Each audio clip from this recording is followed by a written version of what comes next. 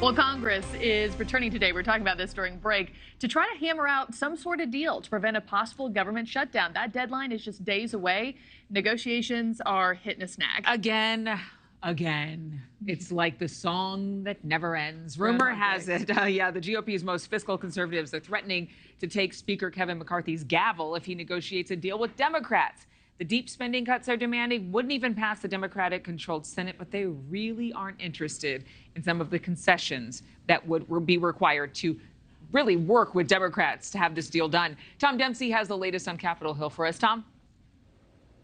Hey, good morning, Adrienne. Yeah, this morning, lawmakers returned to Capitol Hill after a three-day weekend, but, they're still looking to make a deal to avoid a government shutdown. Obviously, many people across the country are watching to see what happens, especially the people who will be directly impacted by all this. And that includes federal workers who will stop getting paid if a government shutdown happens. That's just one of the impacts, though, if this were to take place. President Joe Biden's team has really tried to go on the offensive this week, pointing the finger at House Republicans for not doing enough to avoid a government shutdown. The U.S. Agriculture Secretary says 7 million low-income women and children who receive nutritional food assistance could be impacted within days of a government shutdown. A shutdown would also mean new loans for businesses would be stopped by the Small Business Administration. The FDA could be forced to delay inspections of certain foods. OSHA would be forced to limit workplace inspections, and national parks and most presidential libraries would close. Transportation Secretary Pete Buttigieg has also warned about the impact of flying, saying in a recent interview, quote, "A shutdown would include shutting down air traffic control training at the exact moment when the country recognizes the need for more, not less air traffic control staffing, and when we have finally got cancellations back at or below normal rates." With so much at stake with all this, President Biden's team hopes talking about these consequences could lead to a deal being made.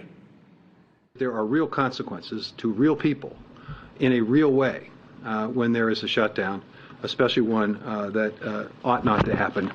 And I'm hopeful that at the end of the day, it doesn't happen. This morning, though, again, debate over how to fund the government continues. Republican Representative Andy Biggs posting this to social media recently, quote, "We are traveling along a suboptimal path that leads to massive deficits and generational national debt. If we don't change our path, we will collapse soon. No more CRs, no more short-term extensions." Also important to note about SNAP benefits. That's a program that around 40 million Americans depend on for food assistance. That, according to the White House team, will be able to go through the end of October. But if a government shutdown does end up happening and it does end up lasting a long time, the White House team saying it's unknown what sort of impact even the SNAP benefits program could see from a shutdown. Guys? Yeah, and a lot of families and military families, Coast Guard families, we talked about this earlier, bracing for possible impact. Tom Dempsey, thanks so much. Thank you for watching. Go to newsnationnow.com to find NewsNation on your television provider. And don't forget to click the red subscribe button below to get more of NewsNation's fact-driven, unbiased coverage.